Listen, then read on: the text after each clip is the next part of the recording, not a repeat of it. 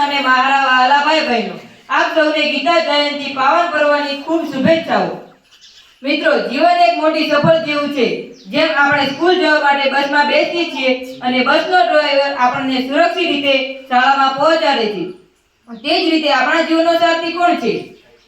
ગીતા કહે છે આપણા જીવનનો સારથી છે ભગવાન શ્રી કૃષ્ણ।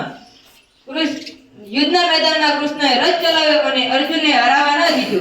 તે જ રીતે જ્યારે આપણે જીવનમાં ગુંજવાઈ જઈએ છીએ ત્યારે શું કરવું કે શું ન કરવું, ત્યારે ગીતા આપણને સાચો રસ્તો બતાવે છે।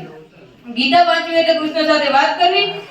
ગીતા આપણને શીખવે છે હંમેશા સાચું બોલો, કોઈને દુખી ન કરો, ગરીબ અને જરૂરિયાતમંદને મદદ કરો।